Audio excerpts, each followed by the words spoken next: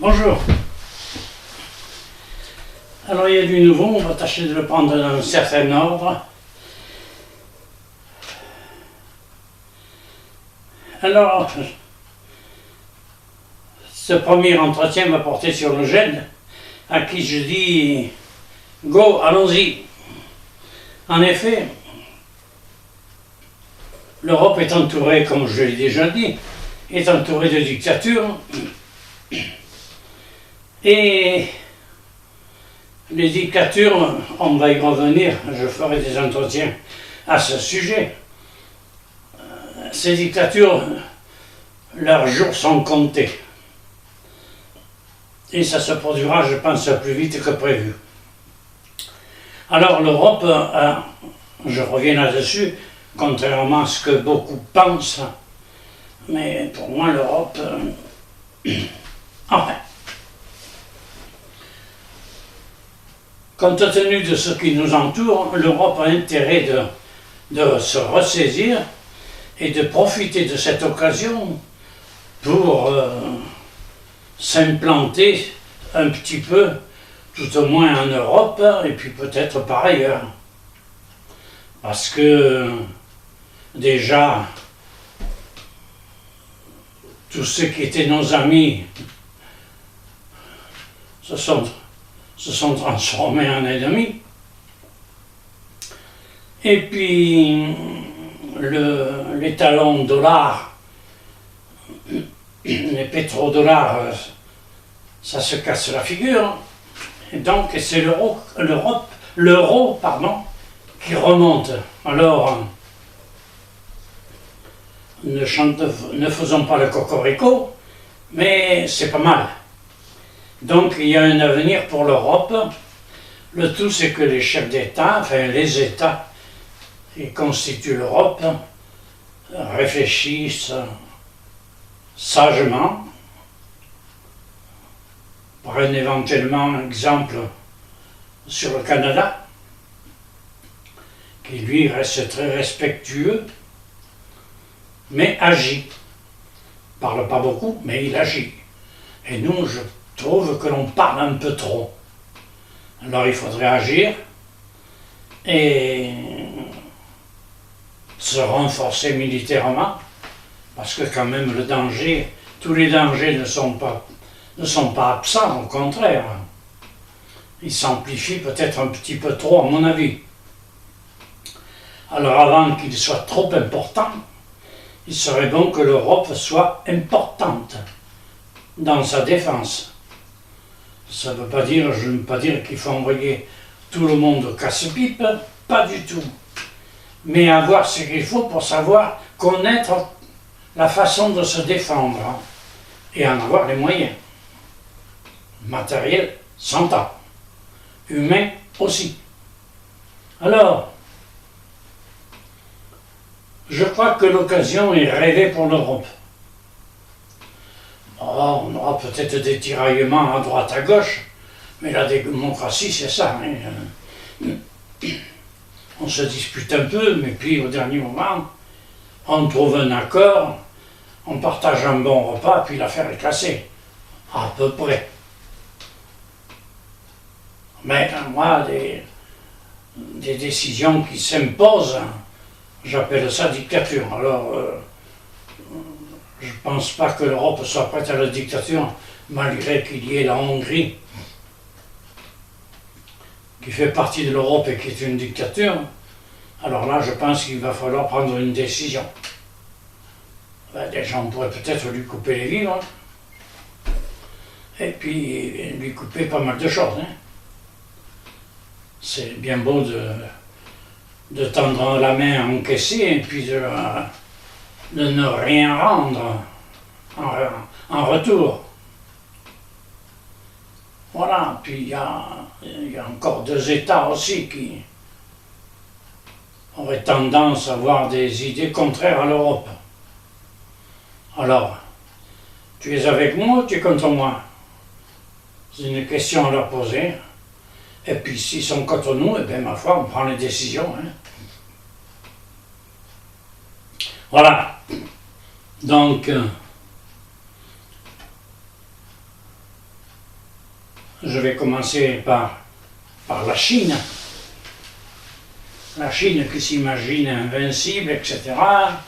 et qui doit commencer à rigoler quand on voit ce qui passe dans le Moyen-Orient, mais on va y venir un petit peu après. La Chine étudie, regarde ce qui se passe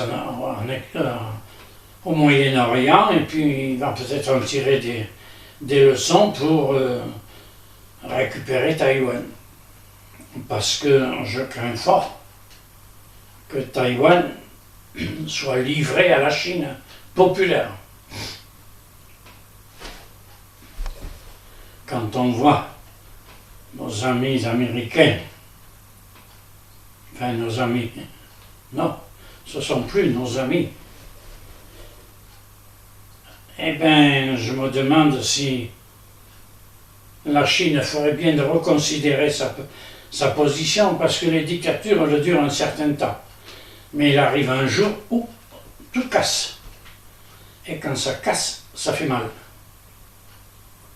Parce qu'après, il n'y a plus de retenue et il n'y a plus de maintien de l'ordre. Parce que les Kalachnikov à la chinoise, pardon, oh là là, eh bien, ça se trouve, ça se fabrique, ça se procure. Et il se pourrait bien qu'un jour, les Chinois en auraient marre d'être exploités à profusion. Hein. Et là, ça fera très mal. Alors, si les Chinois veulent s'en occuper un peu, je pense qu'ils pourraient trouver une solution.